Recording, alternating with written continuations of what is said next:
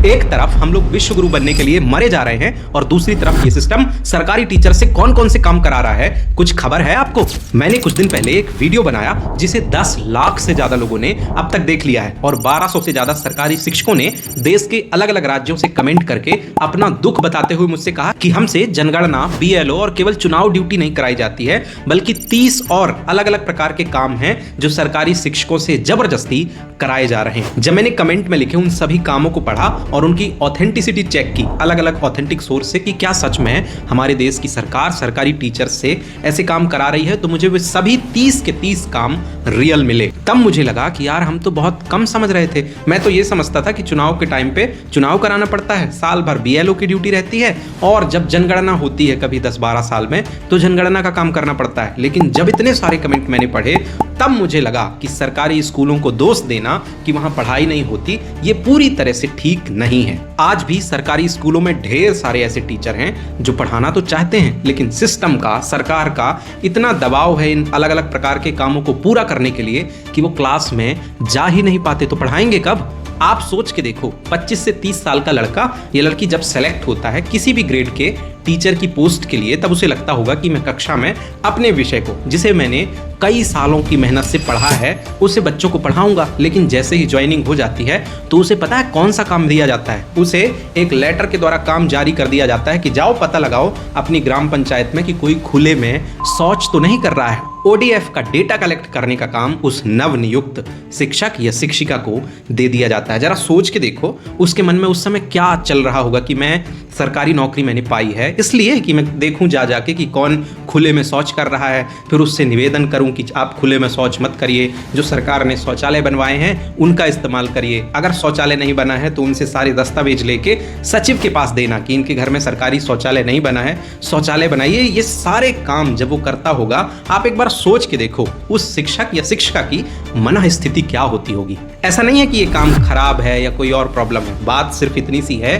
कि जब वो तैयारी कर रहा था तब उसने सोचा था कि ये जिस सब्जेक्ट को मैं पढ़ रहा हूँ इसे बच्चों को पढ़ाऊंगा, और स्कूल की कक्षा में वो जो बच्चे बैठे हैं इस उम्मीद में कि हम स्कूल आए हैं, हमें माँ साहब पढ़ाएंगे, और माँ साहब लगे हैं ओडीएफ की जनगणना में। अभी तो ये भी ठीक है। कुछ राज्यों के मास्टर ने कमेंट करके बताया कि सर हमारी ड्यूटी शराब की दुकानों के बाजू में लगाई जाती है, हमें ध्यान देना है कि कोई शराब ना खरीदे, शराब की दुकान ना खुले। मद्य निषेध दिवस जो मनाए जाते हैं ना, हम सरकारी शिक्षक खड़े होते हैं बाहर कि चोरी से भी कोई शराब ना खरीद ले। तुम बताओ क्या ये काम शिक्षक से कराया जाना चाहिए? और चलो ये भी ठीक है, बहुत सारे शिक्षकों ने कमेंट करके बताया है कि सर हमारी ड्यूटी लगाई जाती है पशुओं की जनगणना में, किस घर में कितने पशु हैं, किस नस्ल के पशु हैं, कितनी गाय, कितने बैल, कितनी भैंस, कितनी बकरी, कितनी भेड़ हैं, इन सब की गणना करने तक में सरकारी शिक्षकों की ड्यूटी लगाई जाती है। अब बताओ मुझे कोई मास्टर या कोई लड़की फिजिक्स पढ़ाने के लिए सेलेक्ट हुई है कि मैं बच्चों को 11th और 12th में फिजिक्स पढ़ाऊंगी या हिंदी पढ़ाऊंगी या कोई अलग सब्जेक्ट पढ़ाऊंगी, और उसे ड्यूटी दी गई है कि तुम गिन के आओ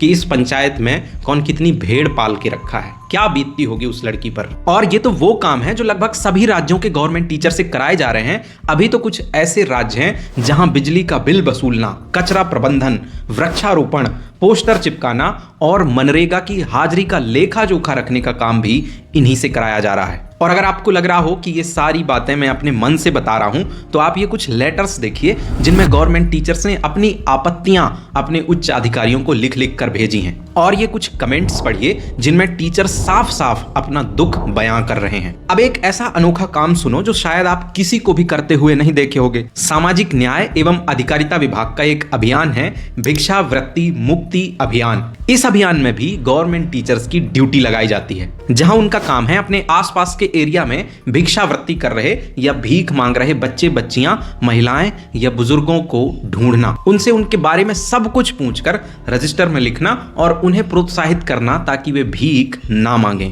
एक बार मिल लेने के बाद रजिस्टर में नाम, गांव, पता सब कुछ लिख लेने के बाद फिर उस भिखारी को ट्रैक भी करना है कि वो सुधर पाया या नहीं। अब कुछ लोगों को लगेगा कि यार कितना नेक काम है, भला इसमें क्या ही बुराई है, सरकार कौन सा खराब काम करा रही है। तो दोस्तों कोई प्रॉब्लम नहीं है अगर ये काम कभी कभी कराया जाए, साल में, महीने में 1-2 बार करा लिया जाए तो टीचर्स को भी अच्छा लगेगा और हमें भी ठीक लगेगा कि यार शिक्षक हैं, ठीक काम कर रहे हैं। लेकिन ये बात प्रॉब्लम तब बन जाती है जब ऐसे कामों को टारगेटेड तरीके से थोपा जाए, शिक्षकों को टारगेट दिया जाए कि आपको महीने में 10, 15, 20 भिखारियों को पकड़कर उनसे मिलना है, उनका नाम पता रजिस्टर में लिखना है और उन्हें भीख ना मांगने के लिए प्रोत्साहित करना है। अगर आपने ऐसा नहीं किया तो आपके ऊपर विभागीय कार्रवाई की जा सकती है। जब ऐसे आदेश प्राप्त होते हैं ना शिक्षकों को, तब प्रॉब्लम क्रिएट हो जाती है, क्योंकि ऐसा आदेश मिलते ही टीचर्स तो लग जाएंगे शहर, मोहल्ले, जनपद, पंचायत वगैरह में भिखारियों को ढूंढने में। वो फिर पढ़ाएंगे कक्षा में बच्चों को कि अपनी नौकरी बचाने के लिए, अपना प्रमोशन करवाने के लिए